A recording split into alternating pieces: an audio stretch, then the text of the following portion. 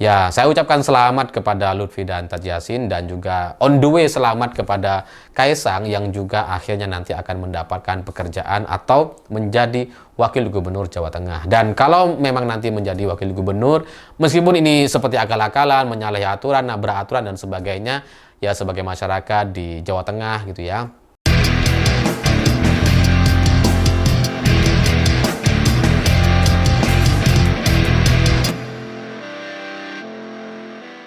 selamat malam semuanya. Pilgub Jawa Tengah akhirnya dimenangkan oleh Lutfi dengan Taj Yassin dengan perolehan suara yang sangat-sangat meyakinkan, sangat signifikan, dan jaraknya ini jauh sekali meninggalkan Andika dan Hendy. Ya memang ini cukup mengejutkan karena kalau kita bandingkan dengan survei terakhir, itu pasangan Lutfi dan Yassin ini kan juga sudah tertinggal. Bahkan suara Andika ini sudah bisa melampaui dengan tren yang sangat-sangat menanjak tinggi. Tapi ternyata di hari H ini dibalik dengan sangat luar biasa, dan kemudian Lutfi Yassin bisa menang dengan skor yang sangat-sangat luar biasa telak. Dan ini karena faktor dari sosok Pak Jokowi yang turun lengkap dengan perangkat bansos dan serangan fajarnya.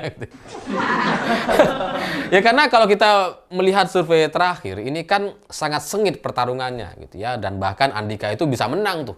Tapi ya kalau sudah melawan soal bansos, soal serangan fajar gitu ya, ini memang udah nggak ada obatnya lah gitu ya. Dan sementara di wilayah Jawa Tengah ini kan memang ya masih banyak pedesaan-pedesaan, kelompok menengah ke bawah atau orang miskin yang kemudian bisa untuk diserang dengan cara-cara seperti itu, dengan bansos dan serangan fajar. Itu kalau ibaratkan penyakit nggak ada vaksinnya masih sampai sekarang gitu ya, dan terbukti itu sangat-sangat efektif sekali sehingga membuat perolehan suara Lutfi dan Yassin bisa sangat jauh meninggalkan Andika dan Hendy.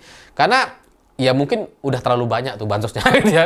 Seandainya cuma dikeluarin 50% aja, mereka udah bisa menang kok gitu ya.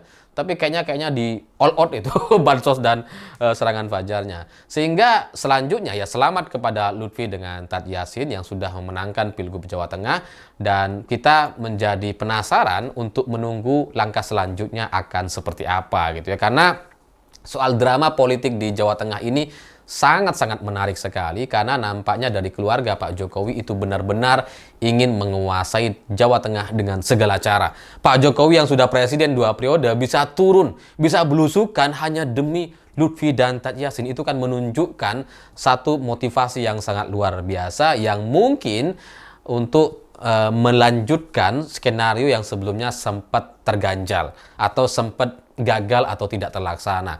Karena sebelumnya di Jawa Tengah kalau kita ingat gitu ya, sebenarnya kan calonnya itu Lutfi dengan Kaisang gitu ya. Itu juga sudah disampaikan sama Partai Nasdem. Partai Nasdem sudah mengeluarkan rekomendasi waktu itu kalau nggak salah. Terus kemudian Dasko juga sudah bilang bahwa ya kita akan juga mendukung Lutfi dan Kaisang waktu itu. Tapi ternyata dari putusan MK itu Kaisang tidak memungkinkan untuk maju di Pilkada 2024 di semua daerah kecuali kabupaten dan wali kota gitu ya. Makanya kemudian ya gagallah Lutfi dan Kaisang, dan yang muncul ternyata Lutfi dan Taj Yassin. Nah, sekarang setelah mereka menang gitu ya, ini gampang lah diotak-atik gitu ya.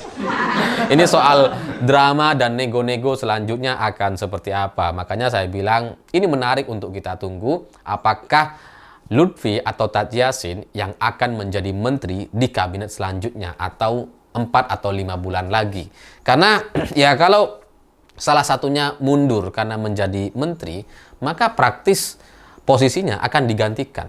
Kalau misalkan yang mundur yang menjadi menteri adalah Lutfi misalkan gitu ya, maka Taj Yassin akan naik sebagai gubernur Jawa Tengah. Dan itu ya sesuai dengan keinginan Taj Yassin, karena ya sebelumnya Taj Yassin sudah pernah jadi wakil gubernur gitu ya. Sebelumnya kan sudah menjadi wagubnya Pak Ganjar gitu. Terus kemudian ya kalau dia naik menjadi gubernur, wah dia akan senang sekali tuh gitu ya. Nah, bagi Lutfi sendiri kalau Lutfi menjadi menteri itu juga menjadi lebih sesuai bagi dirinya dari karakter dan pembawaannya gitu. Karena kalau gubernur itu kan ngurusin masyarakat gitu ya, capek lah. Gak ada waktu lah. Bagi Pak Lutfi itu kayaknya bukan tempatnya gitu ya. Ya ibarat orang yang nggak sesuai dengan pekerjaannya terus kemudian diposisikan di sana, ya jadi kayak nggak luwes gitu. Jadi lebih pas dan lebih cocok kalau kemudian Lutfi menjadi menteri. Nggak tahu menteri apa gitu ya, Menkominfo mungkin, atau menteri UMKM, karena kayaknya menteri UMKM itu ada masalah yang perlu diatur gitu kan. Mungkin bisa gitu ya. Jadi ya kalau Lutfi jadi menteri itu juga akan menyenangkan Pak Lutfi. Terus kemudian Tad Yassin juga diuntungkan kalau dia menjadi gubernur Jawa Tengah. Dan Kaisang ya bisa masuk sebagai calon wakil gubernur. Dan sebaliknya kalau misalkan yang diangkat menjadi menteri adalah Tad Yassin misalkan sebagai Menteri Agama misalkan gitu ya, bisa saja Menteri Agamanya diganti oleh Tad Yassin supaya ini ada unsur NU-nya sebagai Menteri Agama, ya jadi otomatis kursi Wagub bisa langsung dimasuki oleh Kaisang gitu ya. Jadi Lutfi dan Kaisang sesuai dengan skenario awal sebelum adanya putusan MK. Jadi ya kita tunggu saja drama-drama dan negosiasinya akan seperti apa, dan ini menarik untuk kita tunggu selanjutnya. Karena bagaimanapun Jawa Tengah ini adalah satu provinsi yang secara garis kemiskinannya itu sangat-sangat luar biasa tinggi. Ada banyak daerah yang perlu diperhatikan. Sehingga kalau dengan kemunculan Kaisang sebagai Wagub di Jawa Tengah, ini justru akan menguntungkan pihak Jawa Tengah yang mungkin nanti akan menjadi sorotan media dengan kehadiran anak presiden di Jawa Tengah gitu. Dengan begitu ya harapannya itu Jawa Tengah bisa lebih baik lah dibandingkan dibandingkan kalau hanya Lutfi dan Tad Yassin yang memimpin gitu. Jadi ya saya setuju-setuju saja kalau soal Kaisang jadi wakil gubernur, ya meskipun secara aturan itu jadi kayak dipermainkan gitu ya. Jadi pilkada atau pemilu itu jadi kayak main-main aja. Dan ya bagaimanapun Pak Jokowi nampaknya harus mendapatkan itu dengan jerih payah yang sudah beliau lakukan. Karena turun ke lapangan, bagi-bagi bansos, bagi-bagi kaos, itu jelas sangat tidak menyenangkan untuk presiden yang sudah memimpin Indonesia 2 periode. Bayangkan gitu, itu udah turun kelas sekali tuh. Ya tapi demi anak gitu ya, demi anak sebagai orang tua itu kan akan melakukan apa saja gitu. Sehingga kalau nanti ini terjadi ya mungkin masih agak lama gitu ya, sekitar 5 bulan lagi. Ya nggak tahu kalau dipercepat. Mungkin Januari juga sudah ada pergantian tuh, karena Menteri UMKM kan kayaknya memang perlu diganti. Sebelum Januari udah perlu diganti gitu ya. Kenapa? Wah ada tuh, nanti lah ceritanya panjang sekali gitu ya. Jadi ya dengan begitu Kaisang bisa masuk ke sana dan akhirnya semua anak-anak Pak Jokowi bisa mendapatkan jabatan di wilayah masing-masing. Gibran menjadi wakil presiden, kemudian Bobi menjadi gubernur, dan Kaisang menjadi wakil gubernur. Lumayan lah gitu ya. Ya kalau Kaisang wakil gubernur kan ya oke lah, nanti kan bisa jadi gubernur juga gitu kan. Jadi ya, ini adalah satu tanda kesuksesan politik dinasti yang diterapkan oleh Pak Jokowi dengan dukungan logistik dan bansos yang sangat luar biasa. Meskipun mereka tidak punya partai politik gitu ya, meskipun tanpa dukungan mesin partai, tapi berhasil mengantarkan anak-anaknya mendapatkan posisi atau jabatan yang sangat luar biasa. Semuanya dapat, dari wapres, kemudian gubernur, wakil gubernur, on the way gitu ya. Ini kan gak ada satupun mantan presiden yang anak-anaknya bisa mendapatkan posisi yang sedemikian hebatnya. Itulah Pak Jokowi dengan gerakan-gerakan sembako dan serangan fajarnya gitu ya. Ya meskipun gak punya partai, tapi ada partai yang ya kehadirannya itu dirasakan, tapi dilihat itu nggak ada, yaitu partai coklat.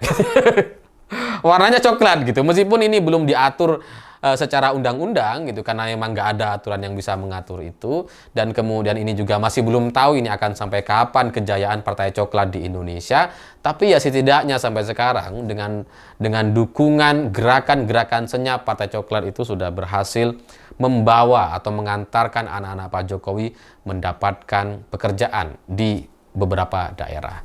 Ya, saya ucapkan selamat kepada Lutfi dan Tad Yassin, dan juga on the way selamat kepada Kaisang yang juga akhirnya nanti akan mendapatkan pekerjaan atau menjadi wakil gubernur Jawa Tengah. Dan kalau memang nanti menjadi wakil gubernur, meskipun ini seperti akal-akalan, menyalahi aturan, nabrak aturan dan sebagainya, ya sebagai masyarakat di Jawa Tengah gitu ya, ya kita harapannya ya semoga menjadi lebih baik lah. Dengan kehadiran Kaisang, terus terang saya jadi lebih ya dibandingkan Tad Yassin kayaknya lebih berpengaruh Kaisang gitu ya. Tad Yassin tuh udah jelas lah gitu ya, kurang kurang oke sebenarnya sebagai wakil gubernur, tapi ya karena memang anak tokoh dan sebagainya, makanya kemudian ya, mendapatkan dukungan atau perolehan suara. Tapi Kaisang seharusnya bisa jauh-jauh lebih berpengaruh di Jawa Tengah dibandingkan Taj Yassin, dan semoga ada perbaikan. Intinya hanya seperti itu. Dan bahwa kemudian nanti ada orang yang protes dan sebagainya, ya itulah politik. Politik itu nggak suci-suci banget. Semuanya aturable, semuanya tergantung logistik dan sembako. Jadi kalau kita mau idealis dalam politik, nampaknya perlu kita pikirkan ulang. Karena dunia yang akan kita masuki, yakni politik, adalah dunia yang sangat luar biasa kejam. Saya pikir itu. Terima kasih sudah menonton. Begitulah kura-kura.